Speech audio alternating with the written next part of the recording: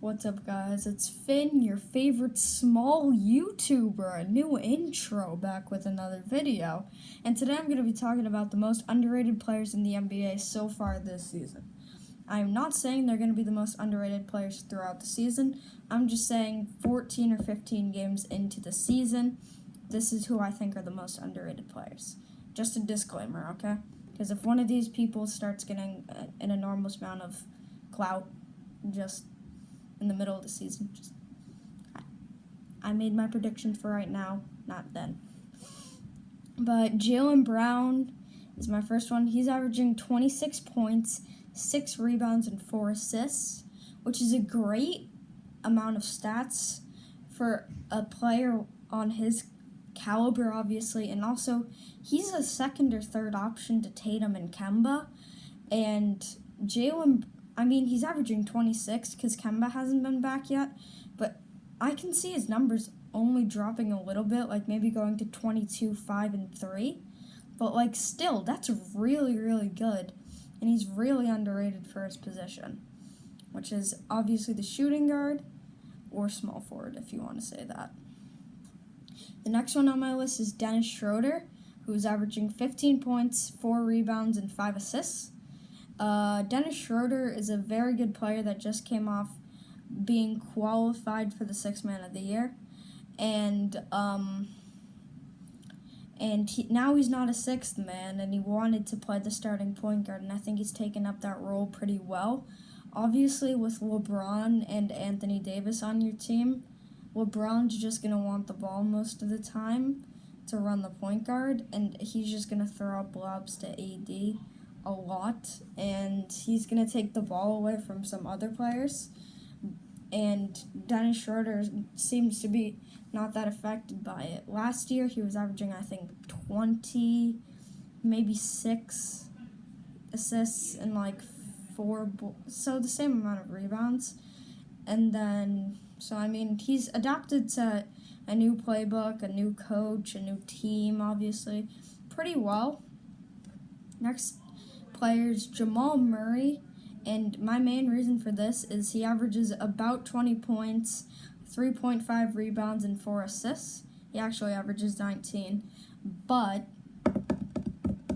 no, not chicken butt, but he's on a team with one of the best players in the league, in my opinion, in Nikola Jokic. And he's a player that will assist other players in scoring. And he's more of a point guard at power forward, kind of like LeBron is. And he wants the ball so he can facilitate. In my eyes, I think Jamal Murray is more of a shooting guard because he can obviously shoot the ball pretty well, and he's not really a traditional point guard. Nikola Vucevic is my next guy. 23 points, 11 rebounds, and 3.5 assists. The only reason why I don't have this a little bit higher on this kind of list almost is that he's on a team with not a lot of great players, and all the other people are. I think Markelle Fultz tore his ACL, and who else? Jonathan Isaac. There's not really a lot of options besides him to go to. But he's averaging a good double-double and getting a decent amount of assists.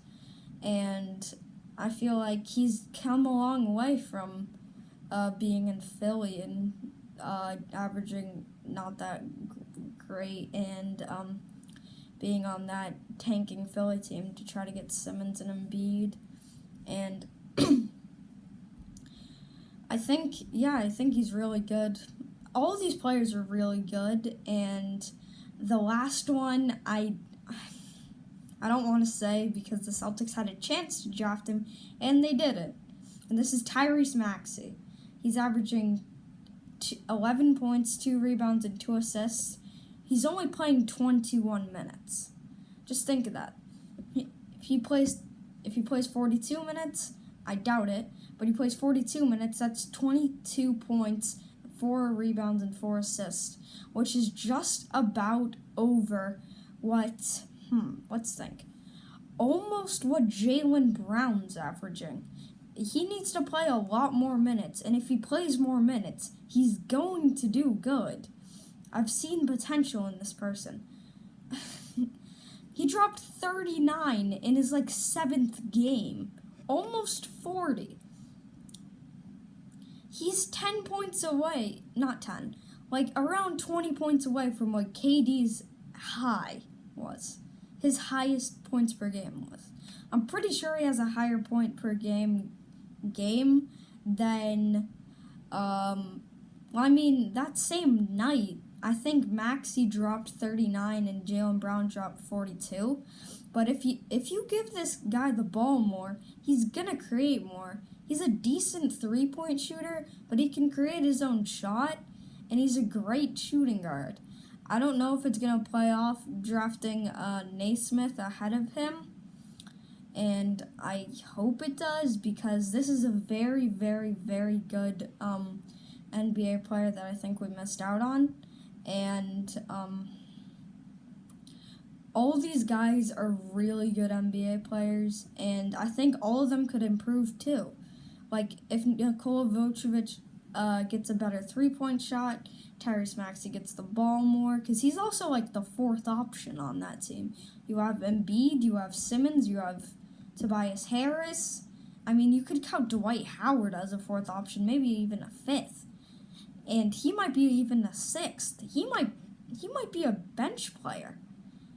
He should start, but he's a bench player. And I think if he moves to the starters and become a better option on that team, he could be better. And Jamal Murray needs to pass the ball more and maybe not shoot as many threes and become more of a mid-range shooter. Dennis Schroeder just needs to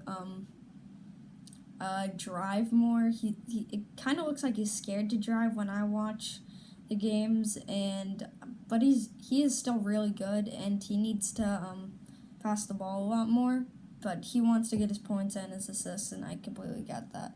And Jaylen Brown needs to, along with him and Jason Tatum, they both have amazing finishing abilities, but they always take it for granted and shoot threes a lot of the time. And me and my dad both agree on this, that they would be completely better players if they just took the three-point shot half out of their game. Say Tatum and Brown shoot 6 threes a game. If they get down to 3 threes and they become more post-centric, I think they could be really good. But that's it from me.